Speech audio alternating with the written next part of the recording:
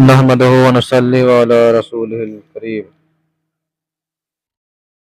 ایک حدیث میں آیا ہے کہ جو شخص نماز کا اہتمام کرتا ہے حق تعالی شان و 5 طرح سے اس کا اکرام و اعزاز فرماتے ہیں۔ ایک یہ کہ اس پر سے رزق کی تنگی ہٹا دی جاتی ہے، دوسرے یہ کہ اس سے عذاب قبر ہٹا دیا جاتا ہے،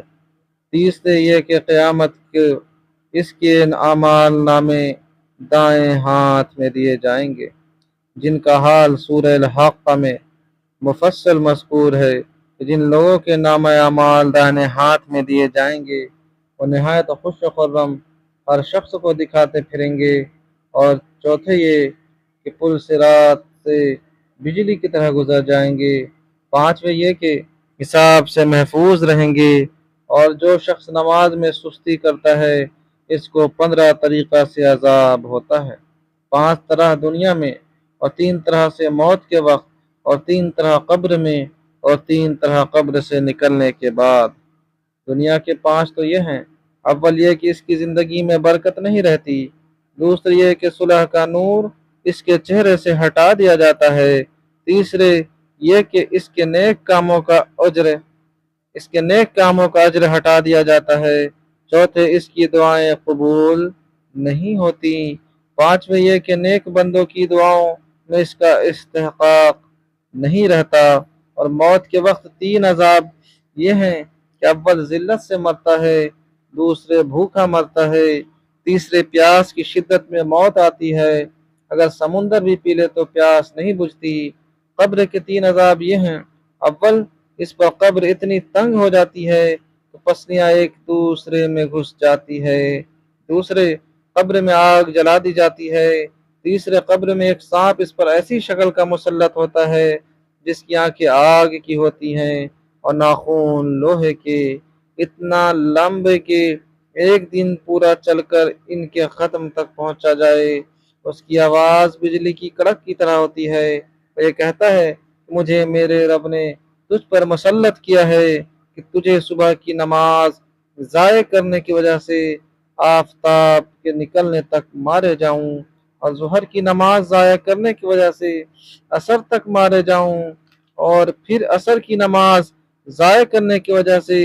غروب تک، اور مغرب کی نماز کی وجہ سے عشاء تک، اور عشاء کی نماز کی وجہ سے صبح تک مارے جاؤں، جب وہ ایک دفعہ اس کو مارتا ہے تو اس کی وجہ سے وہ مردہ 70 ہاتھ زمین میں دھنس جاتا ہے، اسی طرح قیامت تک اس کو عذاب ہوتا رہے گا، اور قبر سے نکلنے کے بعد کے 3 عذاب یہ ہیں، ایک کہ حساب سختی سے کیا جائے گا، دوسرے حق تعالی شانوں کا اس پر غصہ ہوگا، تیسرے جہنم میں داخل کر دیا جائے گا، یہ کل میزان 14 ہوئی، ممکن ہے کہ 15واں بھول سے رہ گیا ہو،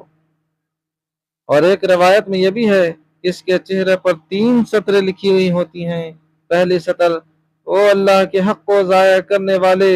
دوسری سطر او اللہ کے غصہ کے ساتھ مخصوص، تیسری سطر جیسا کہ تو نے دنیا میں اللہ کے حق کو ضائع کیا آج تو اللہ کی رحمت سے مایوس ہے۔ پیدا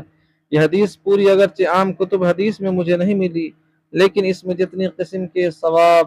اور عذاب ذکر کیے گئے ہیں ان کی اکثر کی تائید بہت سے روایات سے ہوتی ہیں، جن میں سے بعض پہلے گزر چکے اور بعض آگے آ رہے ہیں، اور پہلی روایت میں بے نمازی کا اسلام سے نکل جانا بھی مذکور ہے، تو پھر جس قدر عذاب ہو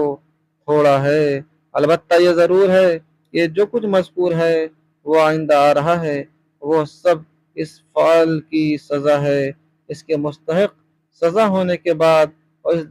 اور اس دفعہ کی فرد جرم کے ساتھ ہی ارشاد خداوندی ہے، ان اللہ لا یغفر ان یشرک بہ ویغفر ما دون ذلک لمن یشاء، سورہ نساء آیت نمبر 48، کہ اللہ تعالی شرک کی تو معافی نہیں فرمائیں گے، اس کے علاوہ جس کی دل چاہے معافی فرما دیں گے۔ اس آیت شریفہ اس جیسی آیات اور احادیث کی بنا پر اگر معاف فرما دیں تو ظاہر قسمت۔ احادیث میں آیا ہے کہ قیامت میں 3 عدالتیں ہیں، ایک کفر اسلام کی، اس میں بالکل بخشش نہیں، دوسرے حقوق العباد کی، اس میں حق والے کا حق ضرور دلایا جائے گا، چاہے اسے لیا جائے، اس کے ذمہ ہے، اس کو معاف کرنے کی مرضی ہو، اپنے پاس سے دیا جائے گا۔ تیسری عدالت اللہ تعالیٰ کے اپنے حقوق کی ہے، اس میں بخشش کے